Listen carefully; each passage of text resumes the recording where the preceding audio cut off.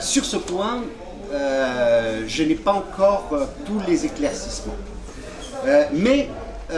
Disons que j'en fais une interprétation que je voudrais être la bonne.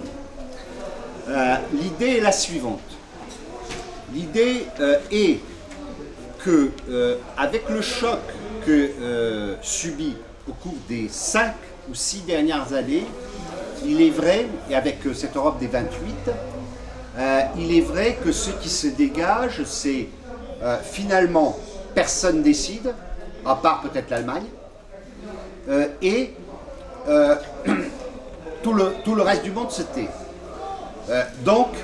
Et en plus, les opinions publiques, je regarde, il y a dans certains pays, en Italie, en Grèce, en Espagne, si vous dites, bon, on va construire quelque chose de plus sérieux, ce qu'on appelle avancer dans l'Union européenne, faire un parlement de l'eurozone, etc. On dit non, si c'est pour être avec les Allemands, c'est pas la peine parce que ça veut dire qu'on va simplement accepter encore plus de recevoir. Donc l'idée intéressante qui serait derrière ce concept, c'est que sur la base d'un consensus politique qui viendrait de l'expression des populaires, qu'on décide de se regrouper, par exemple, les Italiens avec les Français, avec les Espagnols, et éventuellement pour mener certaines politiques communes dans un certain nombre de sujets.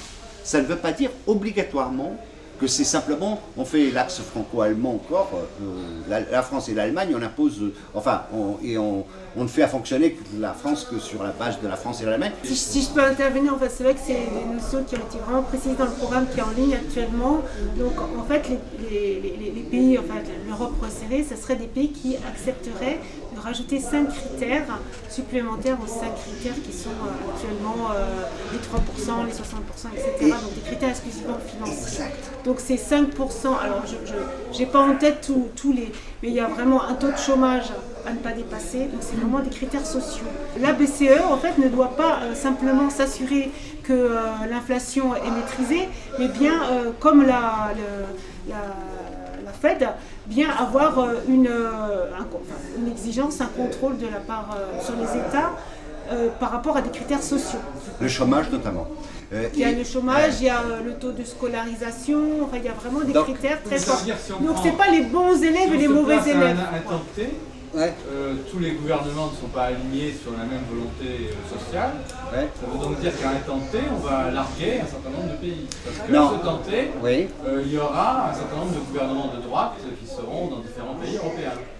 À l'heure actuelle, on a une construction qui ne fonctionne absolument pas et qui est complètement bancale, c'est l'euro.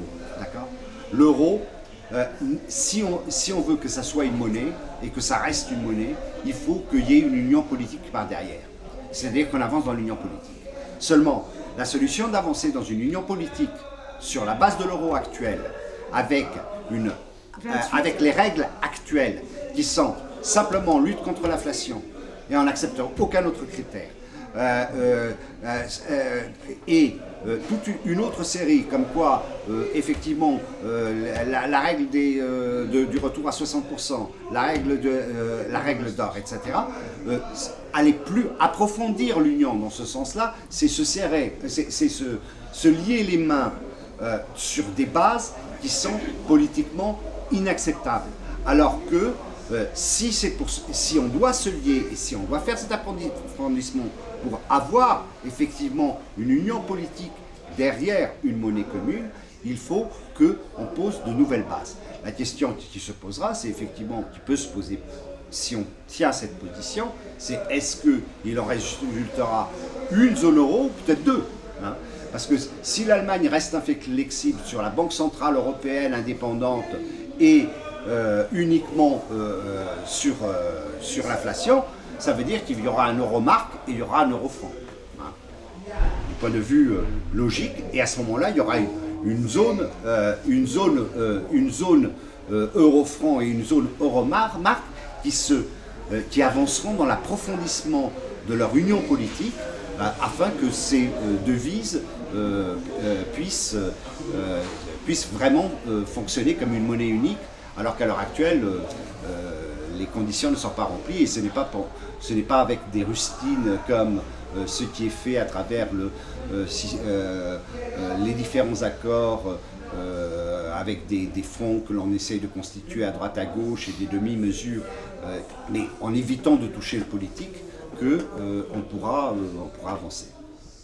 Enfin, à l'heure actuelle, c'est plutôt la Grande-Bretagne qui a bloqué l'Europe sociale, c'est pas vraiment l'Allemagne. La Grande-Bretagne a toujours été un problème en Europe, ça c'est un grand chapitre. Il faut quand même voir que quand on parle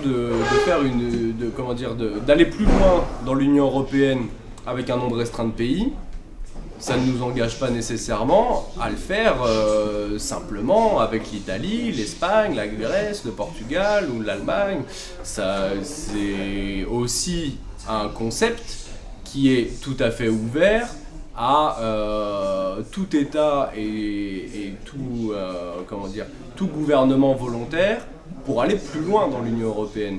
Donc globalement, on pourrait tout à fait imaginer que le gouvernement polonais fasse partie de ces gouvernements qui souhaitent aller plus loin dans l'Union européenne. Donc c'est pour ça qu'en fin de compte, on n'est pas du tout sur une base, on s'est élargi trop vite et on ne sait plus comment faire, mais on est plutôt sur une base de on s'est élargi, point, trop vite, pas assez vite. De toute façon, on n'est pas là pour juger l'histoire, on est là pour écrire l'avenir. Donc, comment est-ce qu'on l'écrit cet avenir? Mais ce qu'on souhaite faire, c'est l'écrire avec un plus petit nombre de pays. Et si, en lançant une initiative, mais il y a 15 pays, il y a 20 pays qui sont prêts à jouer le jeu et à aller au bout, ben c'est merveilleux, c'est formidable. J'ai envie de dire que c'est le but, de toute façon. Ça ne doit pas avoir trop de géométrie variable. En termes de gestion, ce qui est plus important dans tout ça, c'est quelle sera la nature des initiatives. Parce que la question, c'est pas avec qui plus qui, c'est sur quoi on peut se retrouver pour avancer, sur quels sont les sujets importants sur lesquels il faut se retrouver.